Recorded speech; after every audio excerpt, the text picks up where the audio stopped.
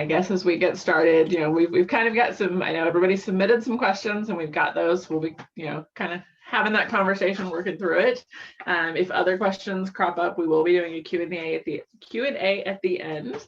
But you can also drop stuff in chat if you have anything that you want to chime in with in the intro.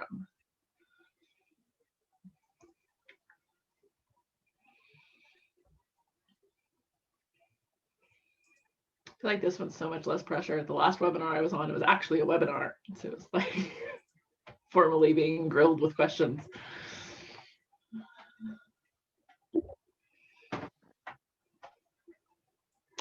All right, so I think we are at 1:05, so we will go ahead and get started. Hopefully, maybe we'll have a few others trickle in. So this is kind of a different version of our IEC meetings that we often do, so the internal education stuff. We have brought in a guest speaker today with Michelle Smith, who is going to be kind of talking through with me and answering some questions about how to communicate as a leader, how to kind of navigate some of the issues that we run into with meetings and just communicating in a day-to-day life with within an office setting or within any organization. And so Michelle, if you want to spend a minute and just kind of introduce yourself to everyone, we'll let you do that first. Thank you, Jennifer. And also thank you, Ashley, for coordinating everything and taking a leadership role in making this happen. I'm so glad to meet each and every one of you. My name is Michelle Smith. I'm an author, a speaker, and an executive and personal coach. I specifically spend time empowering leaders to be rock star leaders. I believe there's a difference between the two. I believe there are leaders with titles, and I also believe that there are high-performing individuals who have a bit of an it factor as a rock star would. One of my favorite rock stars is behind me. I don't know if you can see him, but it's Lenny Kravitz. Anyway, I have spent more than 25 years in the corporate space in and out of it as an integrated marketer and strategic communicator. And I spent about half of that time in leadership, making vice president before I was 30. During that time, I also ran businesses. So I'm a serial entrepreneur. I've been inside and outside of corporate. And that has brought me a different sensibility about how to run to the risk and how risk is very important when it comes to transformational leadership, which is another way of saying someone who can manage through and lead through change and even instigate it. So I work with primarily Fortune 500 as well as healthcare industry executives. And there are some educators that I've worked with before, but most of the people that I deal with are typically women because I have a heart for women. I also have expertise in women, especially women of color. And I have a concept that Thrive Global, if you look up that most recent article, wrote about, and that is if you can solve for the double disadvantaged, you can solve for anyone. So my clientele is the range of people. And I also have more people who are a little bit further in their careers, if you will, who are about to face retirement and have realized at some point that they forgot to dream, or they didn't make it to that place where they said they wanted to go before retirement happens. And I let them know that pretty much you're not dead yet, and we can go get those opportunities. I'm all about creating opportunities for yourself. My book is called No Thanks, 7 Ways to Say I'll Just Include Myself. And I think that's probably enough. What do you think, Jennifer? Yeah, I think that's a good intro. And it actually, I know you mentioned the women's side of things, and this is, while there were some questions and interest topics that came through just the IEC as a whole, this was actually the big spark for bringing you in was actually our women's resource groups, the Women in Response Media that we started earlier this year. So that's why I think we've got a few of our guys on here with us today, but we definitely have a lot of our ladies on. Which is not unsurprising. The agency actually has, I forget what the exact stat is, but we tend to skew female heavy as a originally female founded agency. Yeah, the marketing industry is like that. It skews female, but as you move towards the top of the ranks, you start to see more men. But I'm glad to have our men here. There's something here for you as well. Absolutely. So I'm going to jump in and kind of, we've got a handful of different kind of topics that we're going to cover, I think. But one that we tend to get a lot of questions about is really around handling meetings. So if you think about the whole communicating and positioning yourself as a leader in communication, and one of the things, and I know we have several people who kind of fall into this bucket, and I've done it in the past as well, is the idea of how do you contribute to meetings when you're normally that person who is more quiet, you may be more observant, maybe a little more timid, and you want to be able to contribute, but at the same time, because others are typically speaking up first, you don't want to sound redundant and just repeating what they're saying. So how do you handle that? How do you be able to contribute to that conversation so that your voice is heard? You always want to contribute. In fact, you're in a client-facing arena. So whether you're having an internal meeting or especially an external meeting with the client, those clients are watching and they want to see who speaks up and who actually has something to offer. And I understand that we have more introverted people, maybe even shy people, because introversion is really about where you derive your energy. It's not about how outgoing you may be. I've met some, and in fact, I know some introverted people who are performing artists. I happen to be one of them. So yeah, I sit on the line of extroversion and introversion, but most of these creatives that you're going to meet are introverts. So what do you do for your extrovert and your introvert, and also for your shy folks? You have to do planning. That means ahead of your meeting, you have to decide what you're going to say before you go into the room. And most often, I like to ask my clients, what insightful question can you ask that will lead the conversation to a higher status of learning? You don't always have to make a comment to be considered smart. Ask a very smart question. Some of that requires active listening, because you may not know exactly what question you want to ask until after you've heard people speak.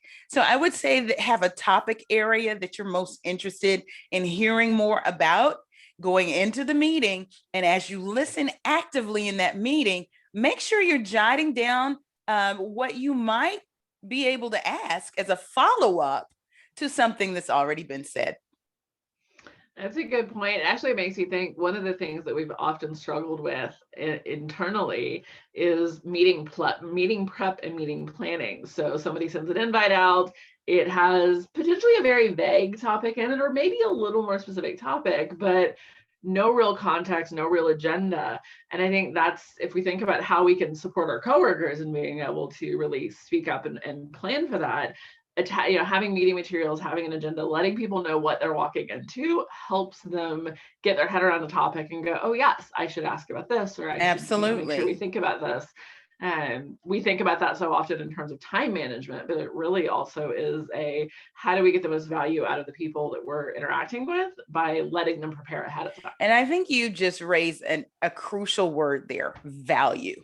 Everyone, even if it's not your meeting that you are leading, everyone should come to the table asking yourself, what value can I add to this meeting? That will make the meeting on the whole more valuable, but it will also allow people to see you as someone who has something of value to contribute. So ask yourself that question, but then also I want to remind each and every one of you, no matter your title, absolutely no matter your title, you have the right to have executive presence, just like the person next to you. Executive presence is free. And all we're talking about is character, style, and substance. And when I say style, it's not necessarily how you dress, although first impressions are important, but it is the way you deliver when you communicate. And it's also the way that you work. Character means, of course, that you come with a high standard of ethics, character, style, and then substance means that you know your stuff. So I need for each and every one of you to make sure that as you're going into these meetings, it doesn't matter if you're going to be just that square on the Zoom call. It means that you need to contribute something of value, no matter who you are. That is very true.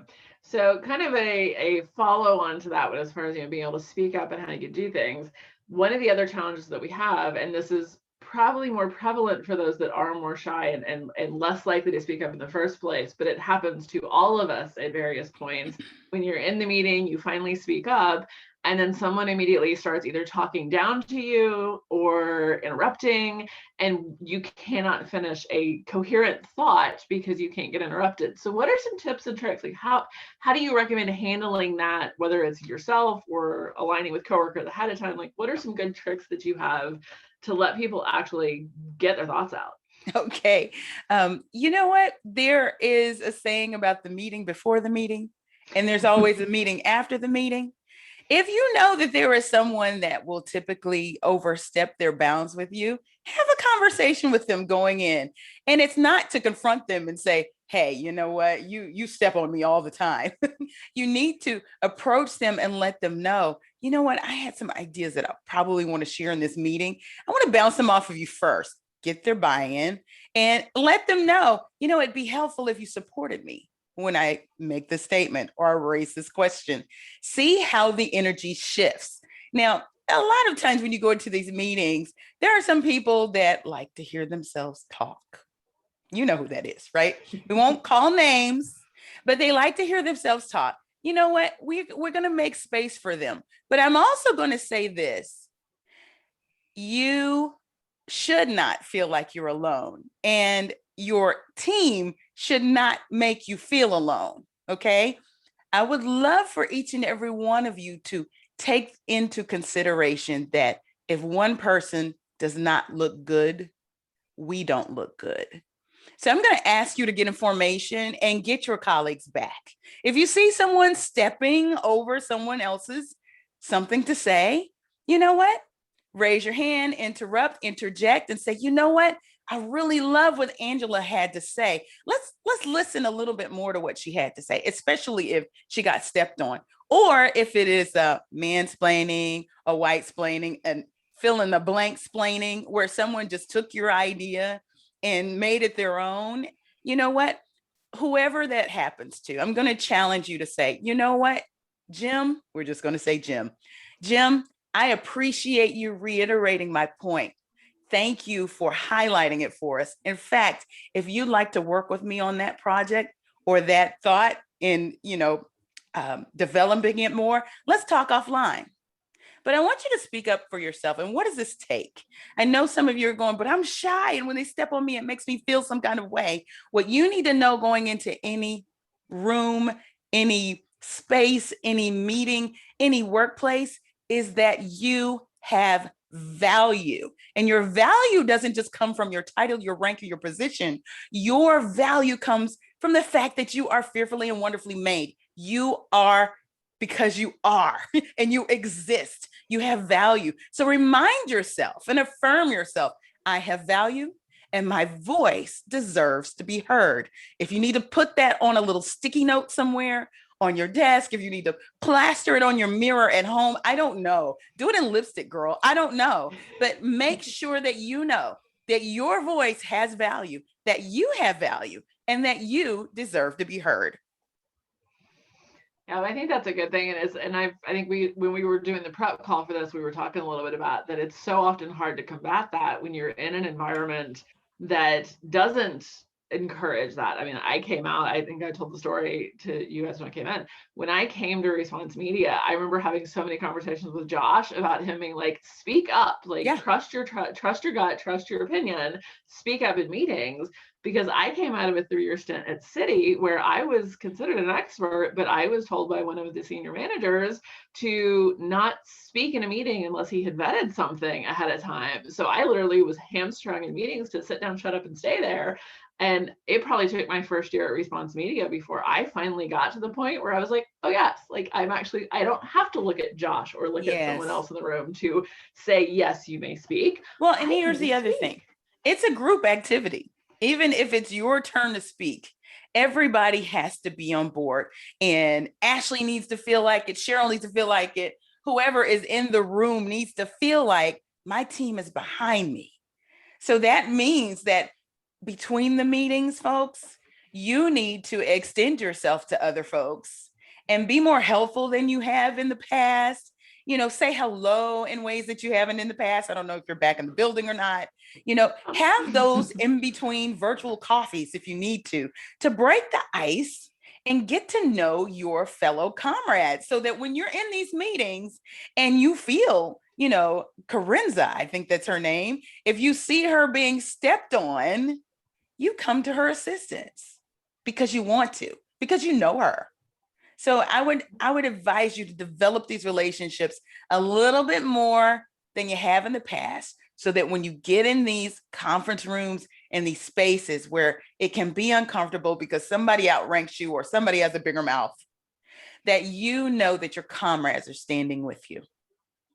That's so true. So, and a very correlated question actually about how, having each other's backs.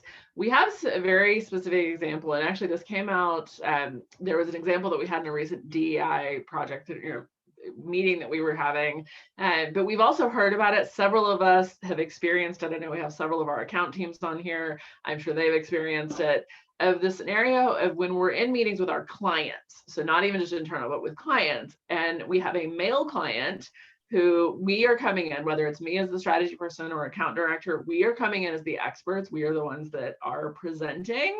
And our male client will constantly divert and ask the questions to Josh or Alvin or one of the other men in the room and ignore us. And, what are some tips? Like, what are ways that we can help almost planning ahead, like handling it in the moment, but also planning ahead for that when we know that's going to be an issue to help redirect it?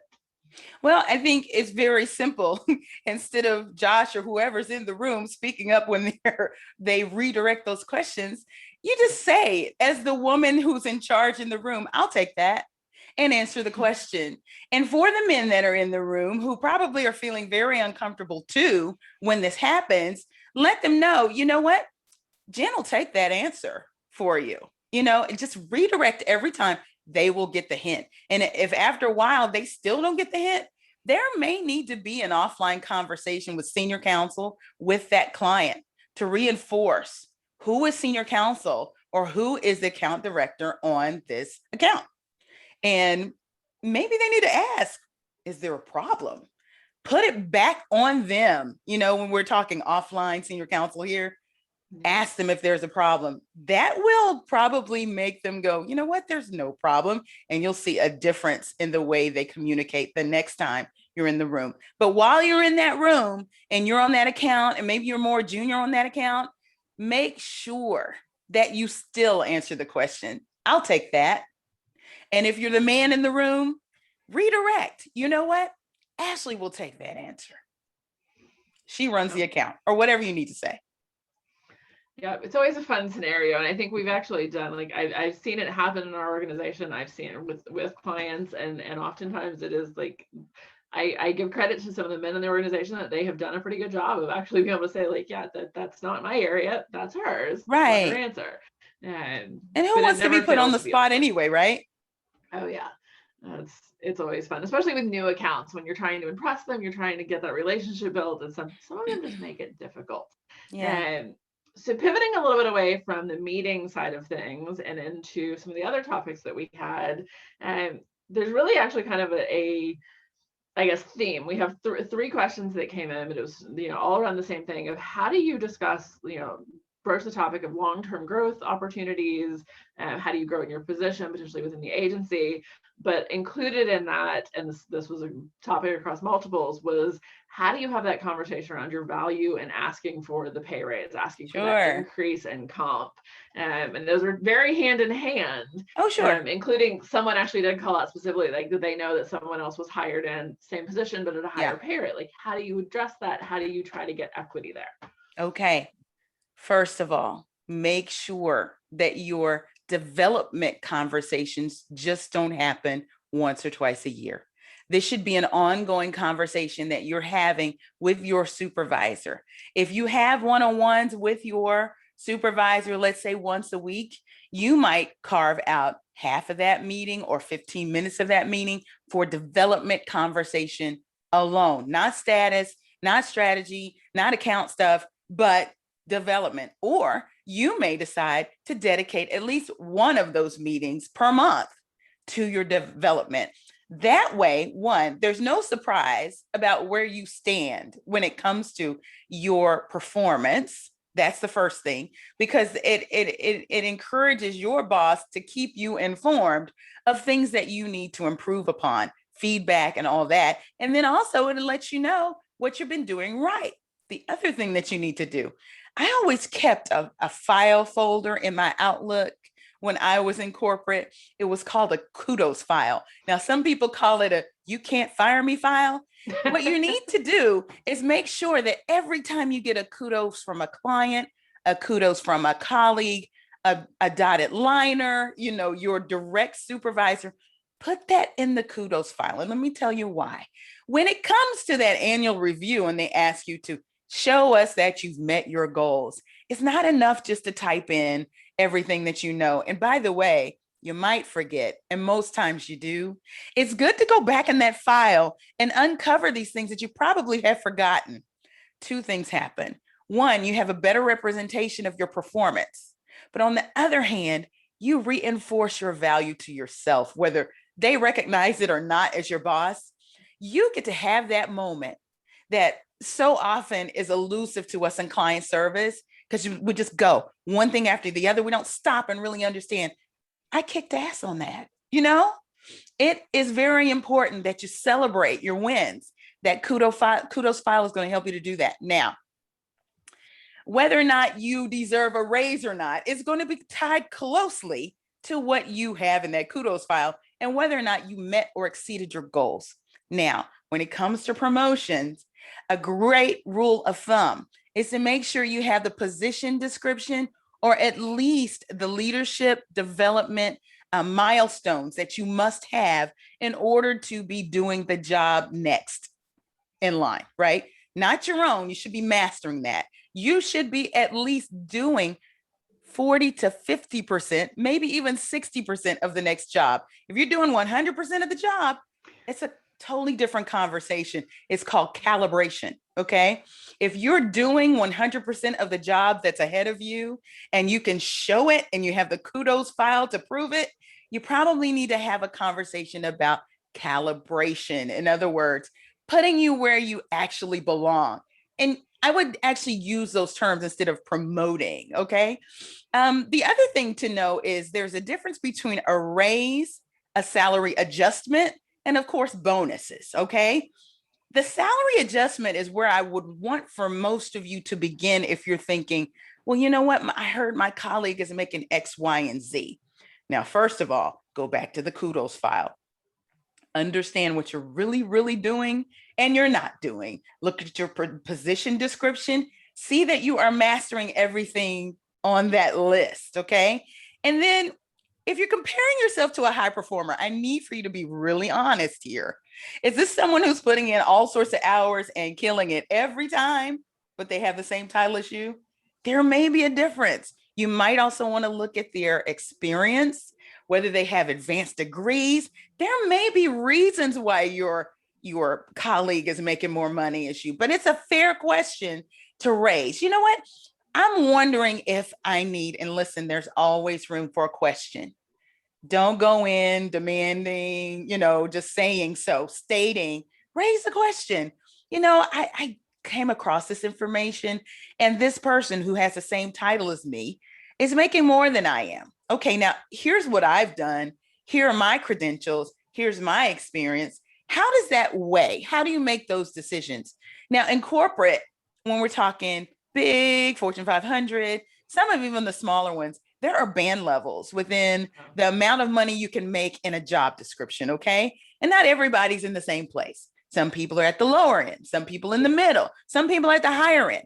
This is why I want you to talk salary adjustment before you start to talk about raise. Raise says, I'm killing it every time and I'm unimpeachable. And you better be able to come with the goods. The other way that you will get a raise would be actually by looking to see what's going on in the market outside, okay? And this may also help you with a calibration or an adjustment, okay?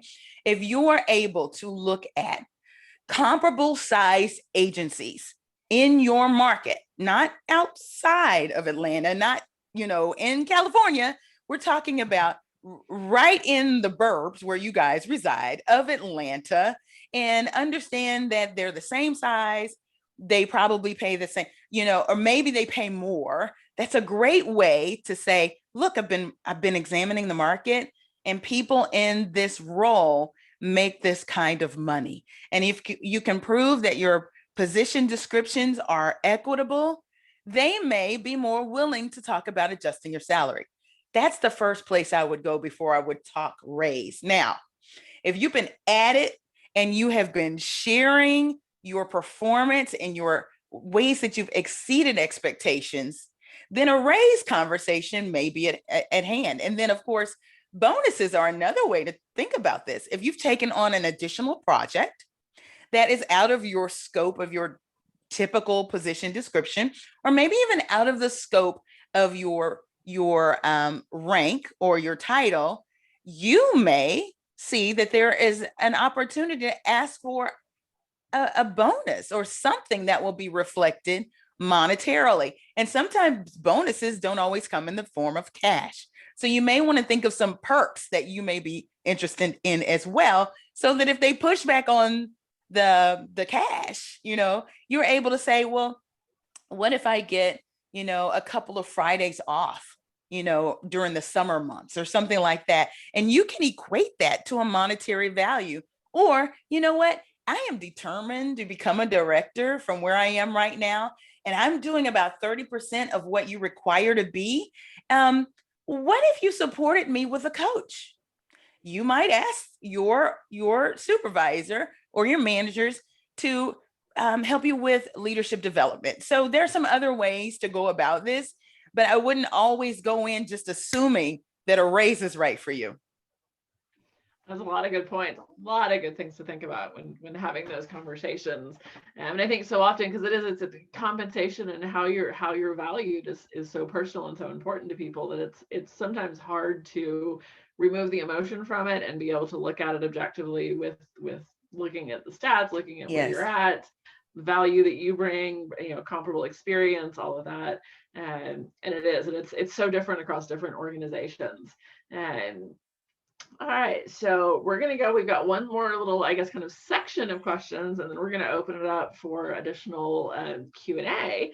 So, we had a few questions that came in just around general, like, office culture and interacting within the office. And one that I actually thought was kind of interesting was, somebody actually said that they grew up learning that they should do their work and go home, not really make friendships or let people in.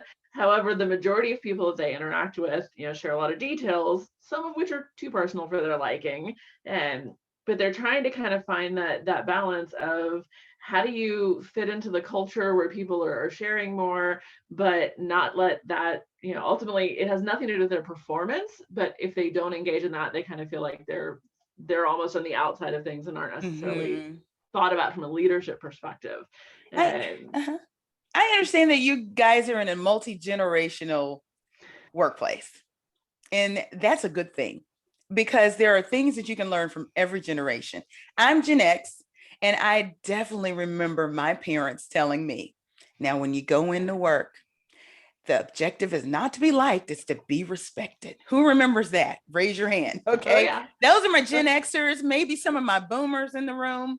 Boomers weren't trying to make friends at all. Okay. You went to work, it was a transaction. You get done and you punch that clock and you go home. Keep your head down. You don't merchandise anything. After work, what? No, we don't drink in front of our colleagues. What are we talking about? Generation Y, which is our millennials, introduced a whole new way. Now, they had a whole new way of thinking because they put their brands before their company's brand. Okay. And let me tell you how they did it. They made friends with folks at work. That was their family. And then the next thing they did was they made sure that the opportunity served them. And if it didn't serve them, they were off to the next opportunity, looking for the next raise, looking for the next promotion. And that's the way they got it, by going to a different organization. You Gen Zers out there, man. Okay. My daughter was born in 2012, and she's going to be 9, but she's the back end of the Gen Yers and the Gen Zers. I'm sorry. I'm also a college professor. I'm an adjunct. So I have college age folks who are just entering the job market, and it's a totally different kind of mindset. They tend to lean more towards what Gen Y is doing or did when they were that age, but they're also a little bit more to themselves and a little bit more dependent upon a broader array of community, if you will, not just at work, but folks at other companies. They're a little bit better at networking than we are, but they are tech driven and they are just like this. And their community is mostly there. They don't really care to do the face-to-face, okay? But they'll go out afterwards, but they're a little bit more to themselves, really aware of the greater good. Now, I've said all this to say, everybody's different. And I will also say that not everybody's judged the very same way. So if you come to an organization and you're kind of to yourself, but you're killing the work, but you're not socializing, there's a difference between socializing and building community. There's a difference to that. Socializing means that you not only go out for the drinks, but you go for the after party with the others too, and you're on the phone afterwards and you're friends. That's different. What I'm going to ask you Gen Xers and boomers to do, extend yourself just a little bit further than you already do. Just step out of your comfort zone just a bit, just to start to know more about your colleagues than you did before. Okay. Do you know your colleagues' cat's name? Like now that we are on Zoom and we're seeing cats and dogs and pets and all that kind of thing, it makes a difference to know your colleagues' pets' names or their kids' names. Okay. And if you can just raise a question to show a little empathy, how's your daughter doing in school? Have that conversation. And it's amazing how you can still keep your personal business to yourself and still get to know someone. Okay.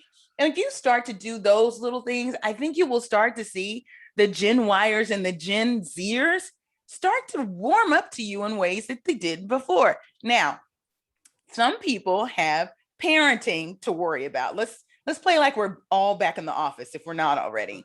One of the things that really got on my nerves was when we had supervisors and managers that were catering clearly to the Gen Zers and the Gen Yers who may or may not be married, didn't have kids or pets to worry about, and they wanted to have after work things all the time.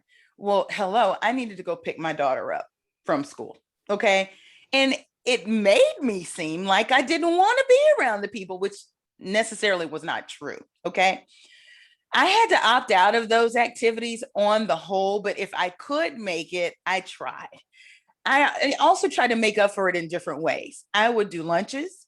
I would have different one-on-one coffees with people just to establish a rapport. You don't even have to take it to a relationship, but if people believe they have a rapport with you, you're going to be able to do better business. They feel like they know a little bit more about you. They can relate to you. And listen, you don't have to be extraordinary. You don't have to be the one that goes home at night and whips out a cape and, jumps off tall buildings, at night for people to think you're amazing. People will think you're amazing because they can relate to you. So your ordinary stories are going to resonate with the people that you know. And you never know where you're going to find common ground. And I admonish each of you to look for that common ground with your colleague. Yeah, I think it's but the last year and a half, as we've all seen more of each other's lives, like both internally from a colleague perspective, but also from a client perspective, the number of cats, kids, spouses, you name it, that has walked through, and it's become a little more normal. And I think there's a point where even not necessarily having to talk about it a lot, but just almost that visibility of, oh yes, they're people too, like they're parents, they're spouse, they're a pet parent, right? And being able to see that it's just that little bit of like, oh yes. Like, and may I draw a connection? Let's go back to these questions about feeling a certain way when you don't feel like you're being heard in a room. It makes a difference to know around that table that you actually know the people in the room and they actually know you. And when I say no, I'm talking about rapport. Doesn't have to be besties, nothing like that. But if somebody has asked you how your cat is doing, if they know that they've been to the vet, and you're in one of these sticky meetings, you're going to feel like you have comrades instead of just colleagues. That's true. Yeah. So lots of good stuff to think about on that one. So another one that is, a little bit on that vein, but probably a little bit more of a touchy topic these days, Sure. is, somebody commented that they believe in the older school of thought that people should not display political themes or discuss political opinions in the office. What are your thoughts on that? As we know, that's changed a lot in the last couple of years. It's very interesting. I think we're back to an intergenerational question and how different people communicate.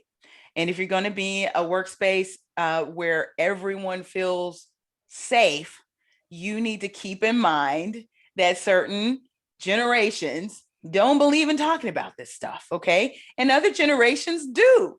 So what does that mean?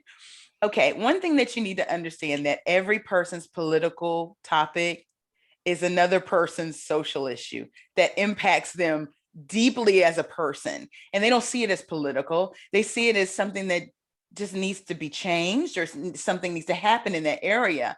The other thing that you need to know is that you're the same person at work as you are at home. At least you're supposed to be. If we're going to be authentic leaders, I am El Michelle at home, and I'm El Michelle if I go into my office in Uptown, okay? And what I'm saying is I actually bring all of the things that I've heard, seen, felt, all of those things to work with me, even if I don't discuss them. If I don't discuss them, for me personally, what happened with George Floyd was something that I took personally. Many of you may not have taken personally. You might have thought it was egregious, but it might have not have been personally. But if you took it personally, you took that to work with you, okay? Even if you didn't speak on it, it was in you and you were upset about it, okay? Now, some people want to take it a step further and talk to somebody about it at work.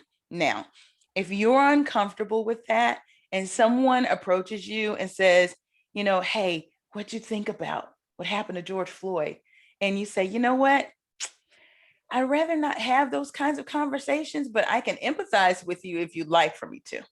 I would love for you to take one more step other than just cutting it off and let them know that you care, okay? You may not want to talk about it anymore. And I had this happen to me once. In fact, let's see, I was working at the big company, at the Fortune 10. I was at AT&T. And I know what it was. It wasn't me personally. We were in one of these open environments where the workspace had cubicles and workspaces, but no walls, right?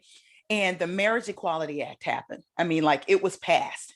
And there were some individuals on our team that were part of the community.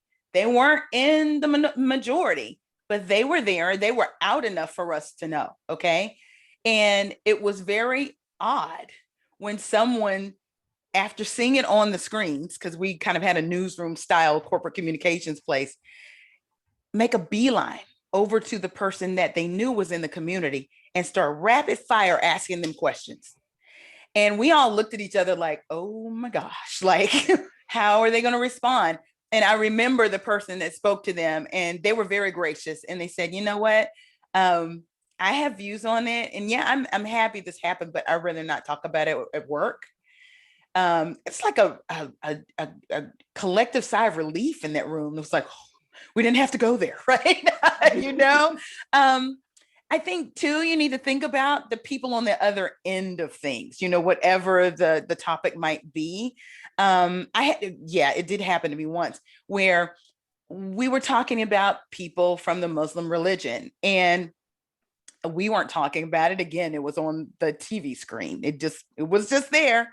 And someone came over to me and said, you know what? I just feel like my neighbors, they're in Richardson, and whenever we have events, they don't ever just come over, and be with us. And they're over with their families and stuff. If they would just come over, maybe we could all. And I was like, have you ever reached out to them? Mm-hmm. And I just raised the question and I left it alone. But that person had opened themselves up to me so that I could at least ask a question.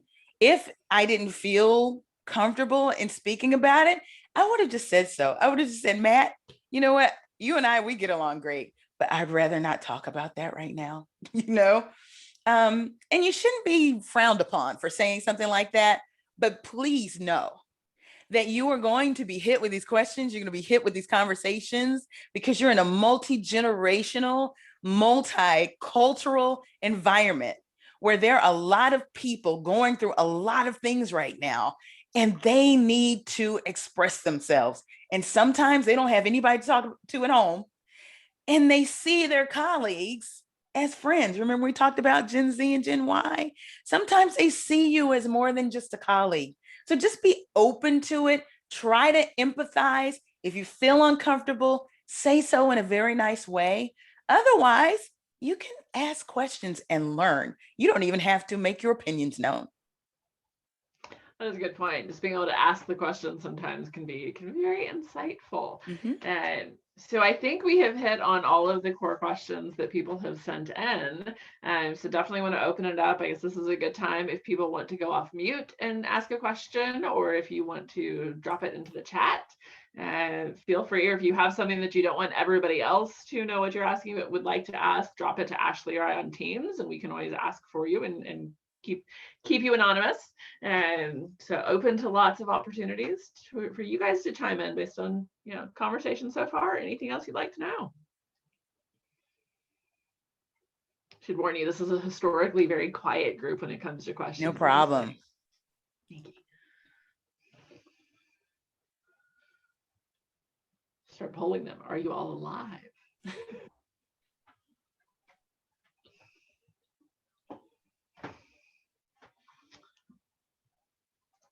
Does everybody know how to show your hands with the icon if we ask a question? I want to ask this question. How many of you feel uncomfortable expressing yourselves in, even sessions like these? Just raise your hand. Maybe you're uncomfortable even sharing that. I'm going to put it on gallery. Maybe I can see. Oh, there's one. Okay. Okay. Most of you. Okay. A lot of you are raising your hands. Okay. Now here come the hands. You're finding the hands. Okay, great. Yep. What might help you to be a little bit more open with your colleagues? And you can be honest. And you can put it in the chat if you don't want to unmute. Otherwise, unmute. So Asha, we got one anonymous question of what is white-splaining? Okay. White-splaining is like mansplaining. And as I said, you can fill in the blank to splaining. That's when you're in a meeting or in some situation where you have shared an idea or shared a statement, and that statement gets almost verbatim repeated as another way of thinking of it. A better way of thinking of it when it was actually your idea, or when you're spoken over. Sometimes that can also be perceived as being mansplained, so you never get it out, but somebody else says it over you. But it's never credited to you. It's almost like a work jacking. And most often when we talk about white-splaining, we've seen this happen to people of color. And there's research that supports it in work environments, especially in conference rooms and Zooms and WebEx meetings, where someone of color has spoken up, but somehow their idea became someone else's idea and no one checked them for it. Same with male, female. There's so many dynamics where that happens, and it's such a headache. It can happen to you as a young person. Maybe you are younger and you've been in a meeting and someone older has done exactly that to you. Maybe you call it an old-splaining. I don't know, but that's the nature of the word. I have a question. Hi, Michelle. Hello. What advice would you give to people if they were looking to pick a mentor and to approach them and expectations? Sure. I write a lot on this topic because mentors are very important to have as a part of your tribe or your personal board of directors. Someone who is pouring into you and offering advice to you based on their experiences as a professional in an area that you would like to emulate. And the deal with the mentor-mentee relationship is very interesting. It should be, you should take the power paradigm out of it. It shouldn't be a power thing, even if this person outranks you. And the reason is this: you need to bring as much value to that individual as a mentee as the mentor brings to you. It is something that is collaborative. It shouldn't be one way at all. So there is a certain thing that you need to understand about these relationships that will make them work better than you as the mentee selecting the mentor. It's better. It usually goes better if the mentor picks you. And you may be going, well, how do I get somebody to pick me? Yeah, you're not going to get them to pick you, but you are going to nurture the relationship, okay? So if there's someone that you really respect, that you would love for them to mentor you, I would advise not to just go there and say, hey, will you mentor me? You need to ask yourself what's in it for them, first of all, okay? Remember, this is a value exchange. It's not just you getting something from them. You need to be able to supply something of value to them. So as you start to network and bring them into your community, you're going to do a few things. You're going to learn as much about this person as possible in their career.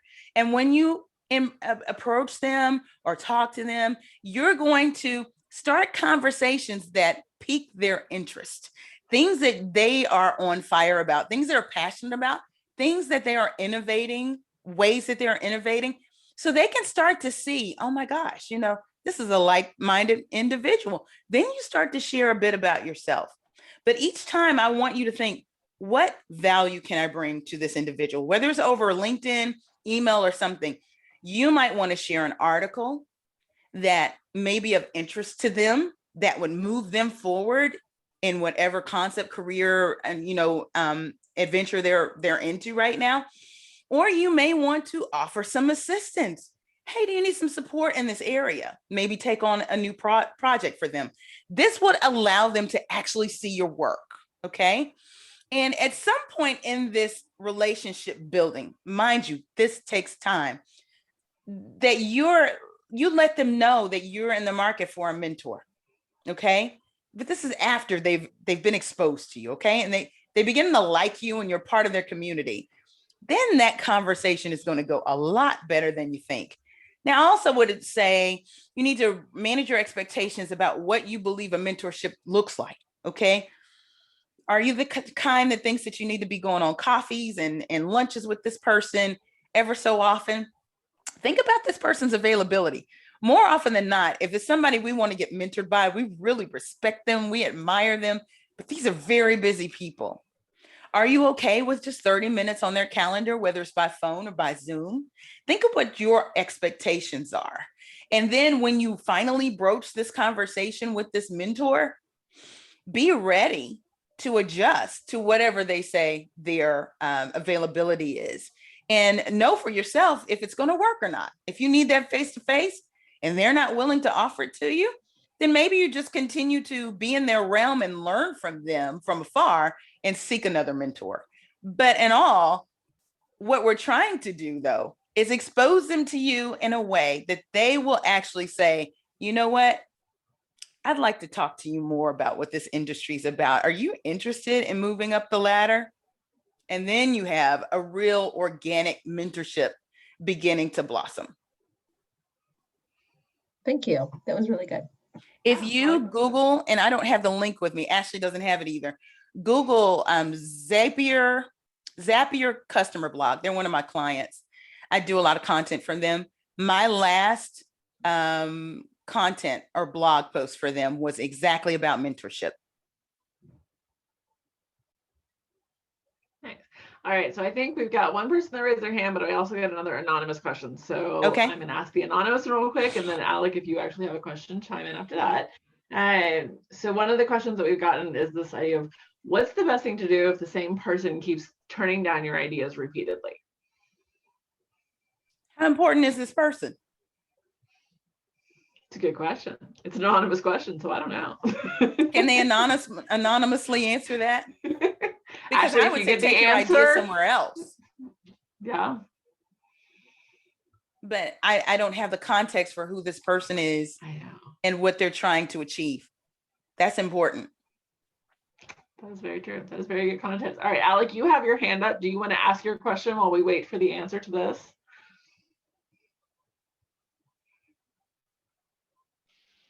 No, I did not. I didn't. I meant to raise my hand for nothing earlier. Oops, sorry. I didn't know the hand didn't go back down. I have one in the text. I will treat it as anonymous. Someone has direct messaged me. There we go. What is the best way to handle a micromanagement style? Oh, Yeah, that one. I think that was in the first round of questions that you shared with me. You know, I've had a micromanager before. You've got to get ahead of them. Okay. You need to get out of a reactive stage with your manager if this is their work style.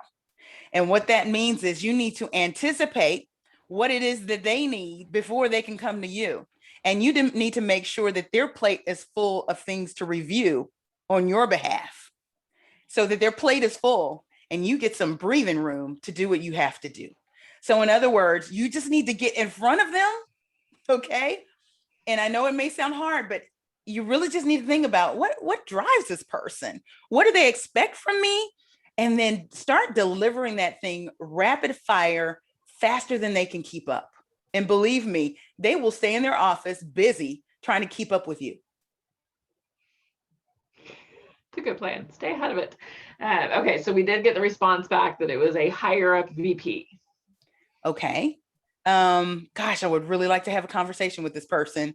So your idea, let's just say, is a client account concept that you're trying to get across.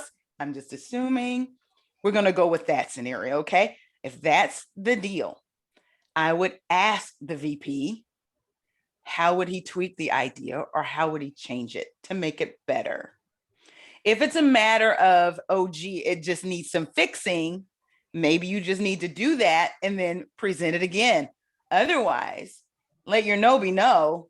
And if you really believe in your concept, go to somebody else. Go to another VP. But without a lot of context, it's hard for me to really dig down into that. I hope that helps. It's very true. I think depending on knowing whether it's an internal idea or whether it's a client idea, like, yeah, sometimes like, hey, how could I strengthen it to make it a better idea? Potentially, yeah, if you've got a relationship with another VP, going there. But I think sometimes having the conversation of there may be a reason why there's a no. And I think sometimes we all get busy and we may say no to something and not explain why. And I think sometimes, I know I found in the past, sometimes getting a little bit of the, not feeling like the VP has to necessarily defend themselves, but being able to say like, hey, not a bad idea, but here's some constraints. Like, I mean, I straddle in strategy, I straddle the world between the client side of things and the production side of things often. And sometimes the production idea has great merit, but for a whole host of other budgetary, client red tape, client challenges, we're going to shut it down just because we know it's a no-go. It's a non-starter with the client. And I think sometimes that doesn't always get communicated well. So it may come off as, oh, well, we just think your idea is bad. When in reality, idea may have merit, but we know it's just not a realistic thing that we can accomplish, or like it's not even going to be well received if we even broach it at this point with the client. So feedback is your friend to whomever asked that question. Seek the feedback, and that might even help you to make it better for the next person you approach. Okay, so we have another anonymous question. We're getting questions. I like this. And this one is one that I think is agency world gone round and round, and I think most of us have dealt with it. How do you handle a situation where your personal values do not line up with the values of a client company? Well, I live this. I will tell you. Back when I was working at Fleischman Hillard, and this is going to rely a lot on your leadership, but it also relies on you. I'm glad you know what your values are, and you should stand in those, okay? Whatever they are. But when I was first starting out at Fleischman Hillard, they took on the Boy Scouts of America. And we know this was back in 1996-ish. So the issues have ebbed and flowed since then, but we know that the Boy Scouts are going through it right now, right? But I remember that our senior partner during that time started asking people to be on the account, but at some point she said, now, if this doesn't align with your values, you have the opportunity to stay on this account or not. Okay. Now that means that we had really insightful leadership, really empathetic leadership that allowed us to do that. Sometimes you don't necessarily get management stepping out in that way. So I would say that you should speak to someone close in on that, as senior as possible, as close as you can, direct one-on-one, and let them know, what if I have, an issue? What if my values don't align with this? Are there other accounts that I can work on? Okay, now that's key because we all know in client service that if you aren't fully utilized, you can end up on the beach, is what they call it in consulting, where you're just kind of wandering around looking for something to do. And that makes you a liability if you're not billable, right? So raise to them that you want to do work, but you want to do work that aligns with your values. Now, I'm hoping that your values are aligned in a way that, are positive and for the greater good. And that's just where I'll leave that. But say something. Awesome, I think. And Ashley, unless anything else is coming for you, I think that is all the questions we have filled up this whole hour. I am impressed. All right, so Ashley's no more questions on her side. So definitely want to thank you, Michelle, for your time. This has been a really kind of insightful conversation. Make a lot of good, I think, ideas and things to think about for all of us and how we not only personally approach things, but also how we can approach things to better support our colleagues. And I think especially as part of the women's resource group, I know that's a big piece of that, is not just how do we make our own careers better, how do we aspire to where we want to be, but how do we continue to help the people who are junior to us, whether it's in roles or age or experience, whatever that, how do we help them kind of have better opportunities than some of us did in the early days of our career. So a lot of good stuff. And if you guys haven't, if you're curious, check out her book. I will say I did not get to finish the whole thing before this, but I'm about halfway through it, and there is a lot of fantastic stuff to think about in there. So awesome. I'm glad you're enjoying it. It's been good. And if you want to follow me and connect with me on any of the social networks, I am very active. I do respond. And that is one way that I grow my community. It's been a pleasure to be with each and every one of you. And if you ever need my support, just reach out. Awesome. Thanks everybody for attending. Thank you. Thank you. All right. Thank you.